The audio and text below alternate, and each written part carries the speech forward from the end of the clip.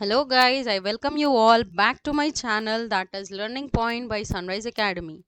Now today we are going to see the chapter 2nd of history 9th standard, but it is a part 2. I have already made a video which is part 1 on this chapter, and if you did not watch that, I recommend you to watch that video first so that you understand the part 2 also.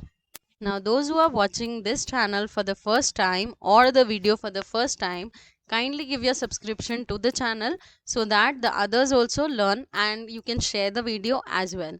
Now, without wasting any time, let's start with the events which were after 1980s.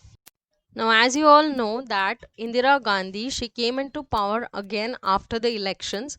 So in 1980s, first of all, the event which happened was the Sikhs, they demanded independent state of Khalistan.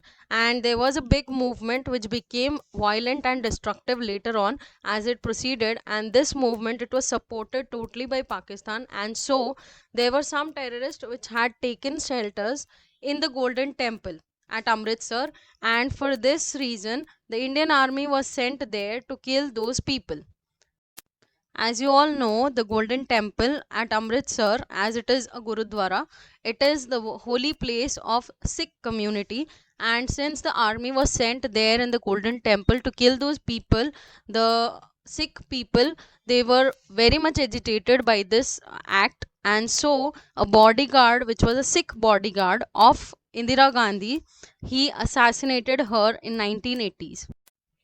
Now there was an organization, United Liberation Front of Assam, ULFA, which was an organization who carried out the major movement in the northeast India. Immediately after Indira Gandhi's assassination, her son Rajiv Gandhi, he became the next prime minister, and several reforms were made in the field of Indian economy and science and technology by him. He also tried to solve the issues of Tamil minorities which was in Sri Lanka. He also faced a lot of criticism for corruption, especially for the purchase of long range cannons from a foreign company, and it was named as Bofors.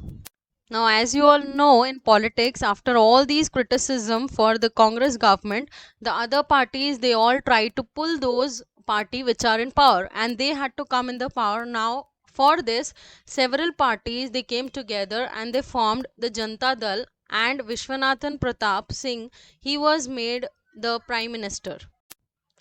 His most important contribution was providing reservation for other backward classes. And in 1990, Chandrasekhar, he became the prime minister. Now in 1991, Rajiv Gandhi, he was assassinated during an election campaign, and during the end of 1980s, there were a lot of problems going on in Jammu and Kashmir which took the form of terrorism.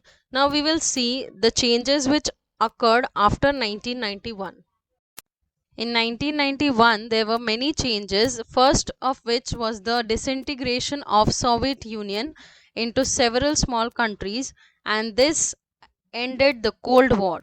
After this, PV Narasimha Rao, he became the prime minister, and he also had made many changes in the Indian economy. At this time, Ram Janmabhoomi and Babri Mosque issue at Ayodhya, it came to forefront, and from 1996 to 1999, there was no party which got a clear majority. So there were three governments which was led by the PMs individually, that is Atal Bihari Vajpayee, HD Devgowde, and Inder Kumar Gujral, who were elected as PM respectively. In 1999, National Democratic Alliance, it came to power under the name of BJP, that is Bharatiya Janata Party, and Atal Bihari Vajpayee was made the PM again. If we go a bit back in 1998, there were many nuclear tests done in India, and after this, India declared herself as atomic power. Immediately in 1999, after Atal Bihari Vajpayee he became the prime minister, there was a war between India and Pakistan in the Kargil region, where India won the war. As there were many changes made in the economy sector by the governments, modernization of economy, economic self-sufficiency, and social justice, these were the three main characteristics of Indian economy, and India wanted to grow this economy by setting up industries through planning based on social justice. And for this, a commission was set up, that was National Planning Commission, which was established, and it had a policy of 5 years plan. Now this economic reforms, it started in 1991, and these reforms are also called as economic liberalization. Now, due to this liberalization, this increased the foreign investment in India, and the information technology sector. It opened several avenues of employment in India. Now, there were some changes after 1991, and this part is described as globalization. As you all can see that there were so many reforms made in the economic sector, there has to be some other changes made in the science and technology sector as well. So now we are going to see the changes which were made in science and technology sector. Now here the doctor, whose name is Dr. M.S. Swaminathan, he was known as the father of Green Revolution, which was in 1965, and this implemented new scientific agricultural techniques, and it increased the production of food grains. Obviously, if the changes are made in agriculture sector, it is going to increase the food grains production. Another was Dr. Verghese Kurien. He was known as the father of white revolution, and he led to increase of milk production. And the last is Dr. Homi Bhabha, who led the foundation of Indian atomic power program, and he used it for peaceful purposes as well. In 1975, the first satellite, which was named Aryabhatta, it was launched, and it was a very big thing for India.